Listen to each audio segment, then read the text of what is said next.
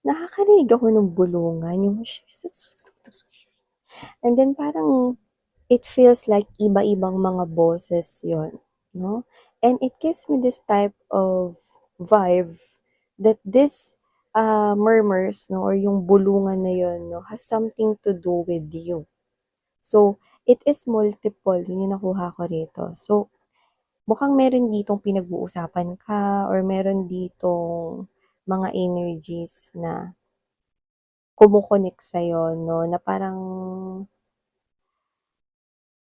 it makes you feel na parang hindi ka komportable, gano'n yung energy. Let's keep moving.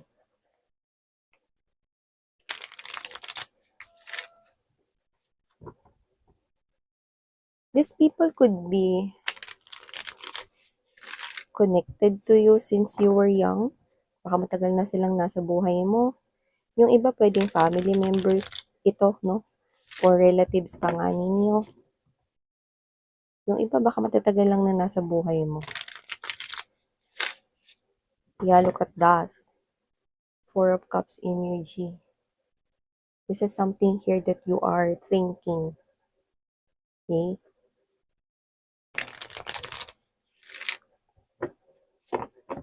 I think naiisip mo ito na parang hindi ka komportable.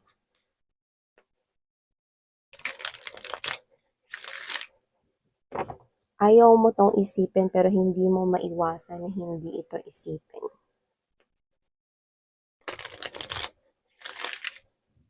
Well, human beings, no, ay talaga namang um, nakaka-experience ng ganyang klase ng sitwasyon, no, na parang kahit ayaw mong isipin, may isip mo pa din. So, let's see. Ano ba ito particularly? And how can we handle this? No, I hope we can get answers here. Thank you, Archangel Michael, together with the angels and spirit guides.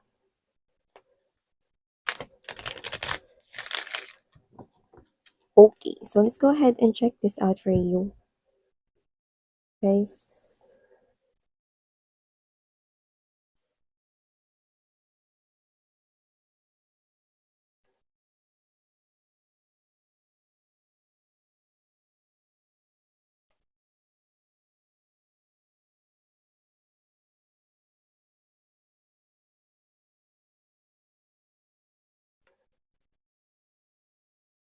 Oh,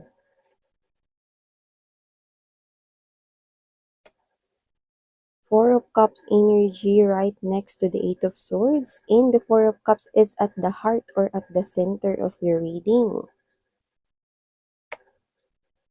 Let's see what's going on. Yeah.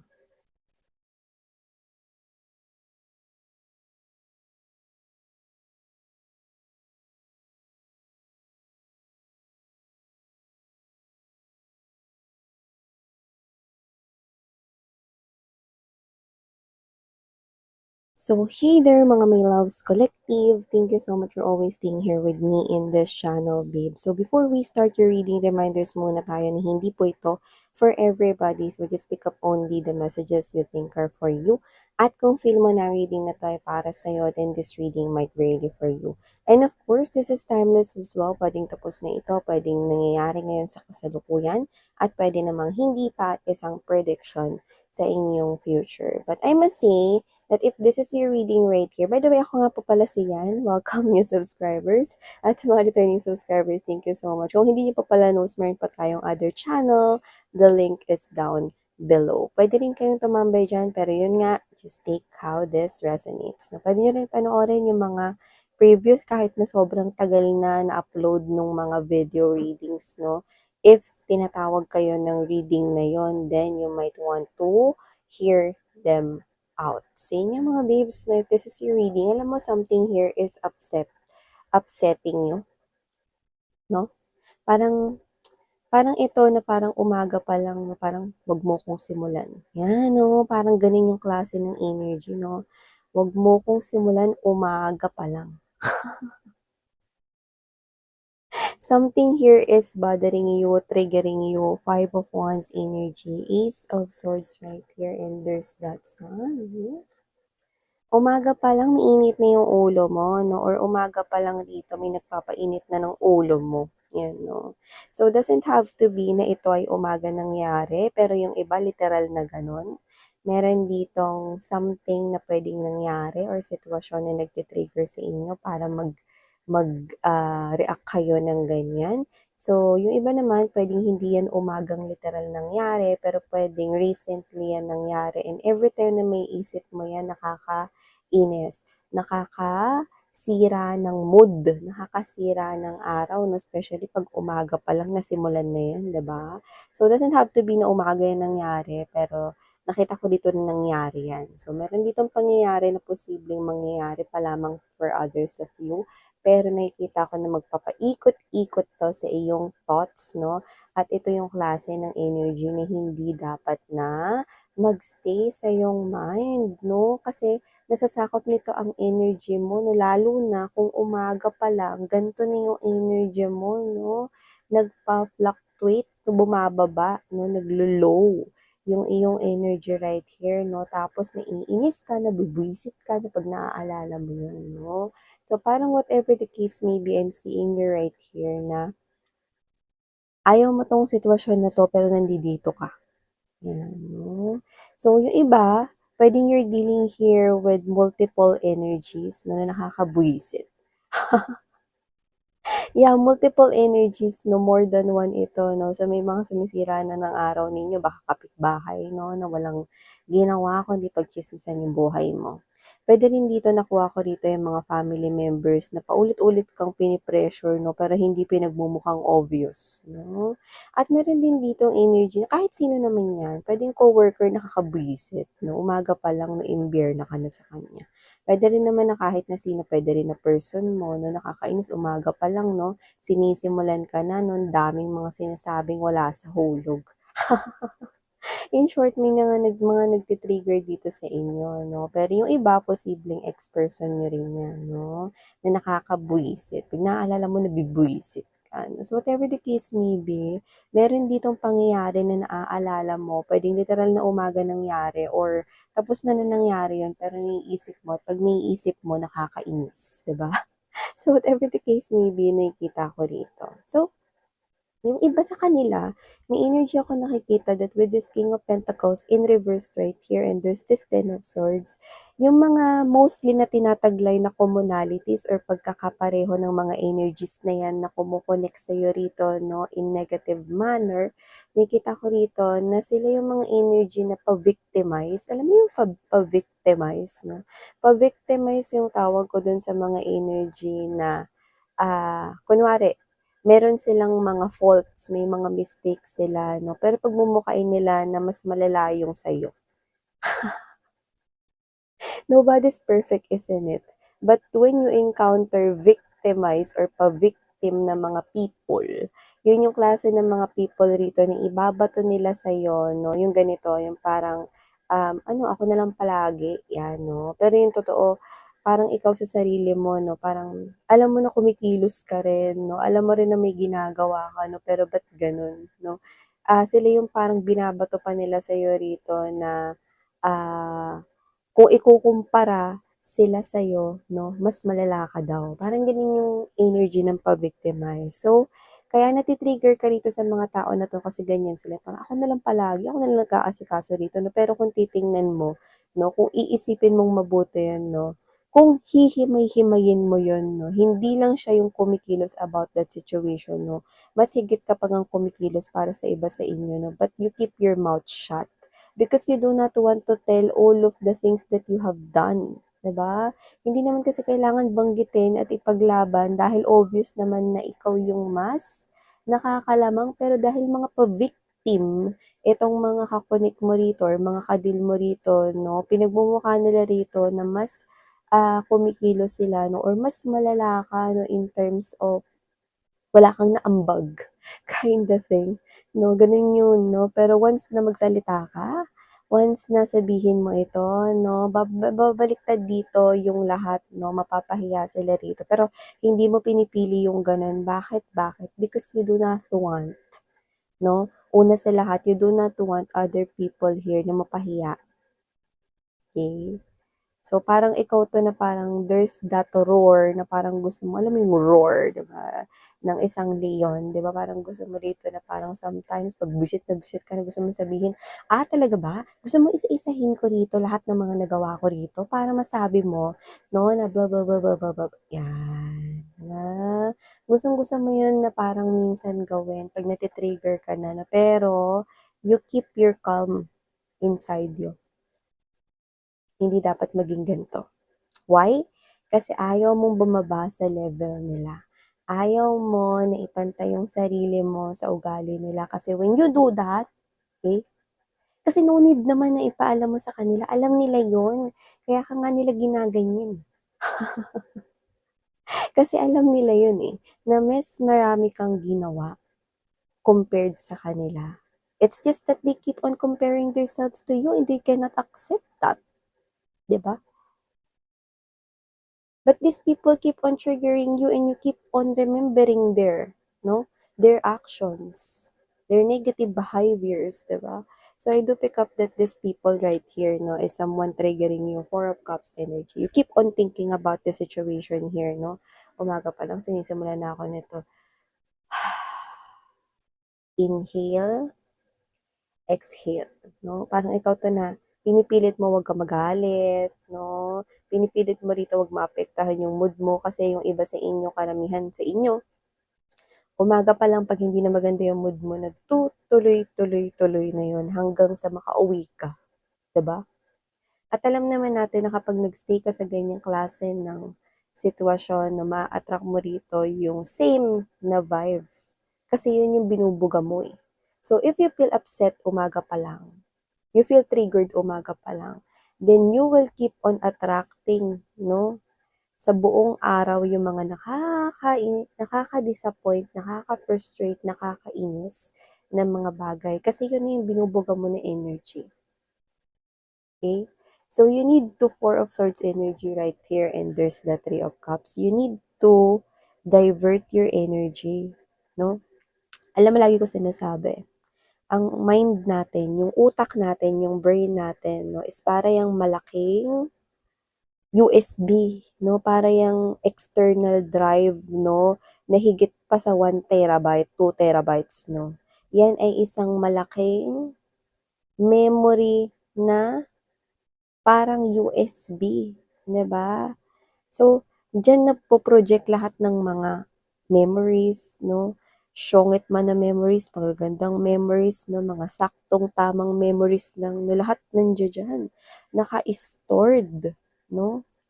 So, this is something here that's triggering you, which is nagbubuga ng negative energy at nakakaapekto sa energy mo. So, this is you. You need to divert here your energy from naiinis ka to kalma ka lang, to not thinking about this, to focusing with your other things to do, no? So, yung iba sa inyo, alam ko challenging ito kasi kahit sinusubukan mo yung gawin, pinopokus mo yung isip mo sa ibang bagay na pag naisip mo to, kakabisi. Patulan ko kaya to one time lang eh. Magsasalita lang ako one time lang eh. May mga ganun ka na. Whew, parang ganun ka, no? So, whatever the case may be, if you want to do that, do it all at once. Okay? Anong ibig mo sabihin dun? Kung talagang hindi mo kaya na do it all at once, no? Pwede mo naman din sabihin yung lahat ng nilalaman ng dibdib mo, no? All at once. Pag naalala mo yon morning pa lang, no? Ay, naku, nakakainis na. Dire-diretso na. No? Kung gusto mo magsalita ng hindi maganda, dire-diretsuin mo na, no? Ilabas mo na lahat yan, no? Ng inis ng loob. Kakainis yung kapitbahay namin, nakakainis tong boyfriend ko na to eh. Eto, kapitbahay namin, kamag-anak namin, dire-diretsuhin mo na lahat na all at once, tas bitiwan mo. Gumaan na yung pakiramdam mo, di ba? Umaga pa lang gumaan na yung pakiramdam mo kasi nalabas mo na eh, no? Ngayon, makakatulong na yun para wag mo nang maisip yun all throughout the day. Pay attention more sa mas trabaho mo na gagawin, sa mga projects, sa mga tasks na gagawin mo, mapa-school man yan, baka may students dito, or mapa-trabaho man yan, no? Keep connecting here with other people, talk with your coworkers, no? Listen to their stories, no? Sa mga lunchtime, sa coffee break, no? Wag mong hayaan rito na pasukin ka ng ganyang klase ng energy yan. Okay? So, nakita ko rito na may bagay dito na kailangan makaalis ka diyan, Eight of Swords energy, no? Kasi yun yung klase ng energy na hindi maganda.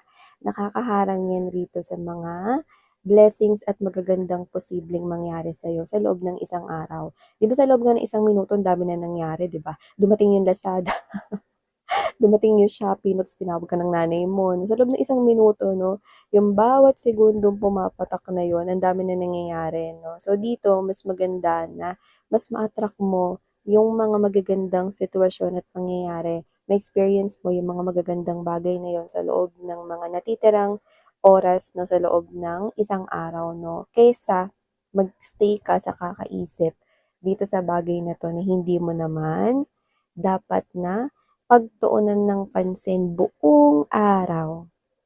Eh, sino ba naman yung gustong masira yung araw? Wala naman, 'di ba? So, I'm seeing that you need to have this discipline, Ten of Swords energy, no? Discipline to stay grounded and to be more matured. Okay? If you are someone here who believes that everything right here happens for a reason and that everything is energy which is 101% true, then you need to attract here beautiful energies. Yan, no? Kasi may nakita ko dito mga blessings coming your way. You know, small to big blessings to, no? Small, medium, large blessings, no, with the Wheel of Fortune. So, ito yung mas dapat nating maramdaman, no? So, you need to be free from all the stress, from all the anxiety, from all of the things that make you feel depressed or make you feel na parang nadadown ka, no? So, may mga blessings dito, no? And you will feel like you are above the clouds, no? Up above the clouds. So, ibig sabihin, may mga pangyayari dito na magpapasaya sa'yo. So, ano nga ba yung mas dapat maramdaman, di ba? Yung nabibwisit o yung masaya ka, 'di ba? So you need to release from this particular situation, no, na isang bagay lang 'yan, wag mong hayaang makasira 'yan sa buong araw mo, no? So we have here the Knight of Pentacles energy. Take it slow. I'm seeing na everybody here, no, is marami silang mga bagay na kailangan na asikasuhin sa sarili nilang life. At ikaw ganun din, no? Kagaya ng sinasabi ko lagi, do not compare yourself with the achievements of other people because everybody has their own different timeline. Okay? Doesn't have to be na nauna sila maging successful, eh hindi ka na successful, no? You have your own timeline here. Lahat tayo ay may kanya-kanyang timeline, no? So these people here keeps on comparing their lives to you. So do not be someone na maging katulad nila. You are not like them. So if you keep on thinking about this unnecessary or hindi naman kailangan na sitwasyon na ginawa nila umaga pa lang or ginawa nila sa iyo recently, don't let that affect you, okay, in a huge content.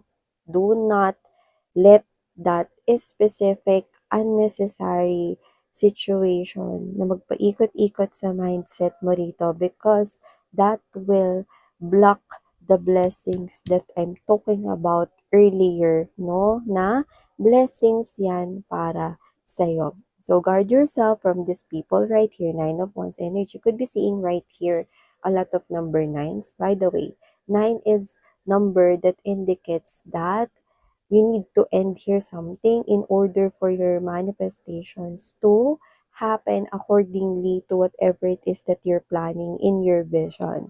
So, be happy instead of focusing here to these energies na nagpaparamdam sa'yo ng mga negative emotions and feelings, no? Guard yourself from these energies right here. Stay in that bubble, okay?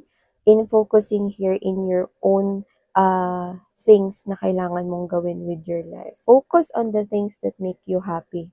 Connect with the people right here na hindi nagpapadown ng energy mo, no? Connect with your genuine friends, your soul tribe right here. Yan, no? Or do the things that you feel like you're free. You feel like you're dancing. You feel like you're so happy, no? Na hindi mo naiisip yung ibang mga bagay, no? And focus on the outcome. Okay? Doesn't have to be that you keep on thinking and thinking about the outcome, no? But know to yourself that something here is positive, no? That's gonna happen in your life. See? Pansinin mo lahat yan labas ipin. O, di ba? Happy lang, no? Labas ipin here. Ibig sabihin, this is you. You need to focus here on the happier side instead of focusing here on that negative side. Always look at things with a different perspective. Okay? So yeah, hey, thank you so much for your time here, babe. And please do check out other channel if you're interested right here sa pagtambay din doon. Link is down the description box. Muli, ako po si Yan. Thank you and sarang heyo, love and light. 안녕.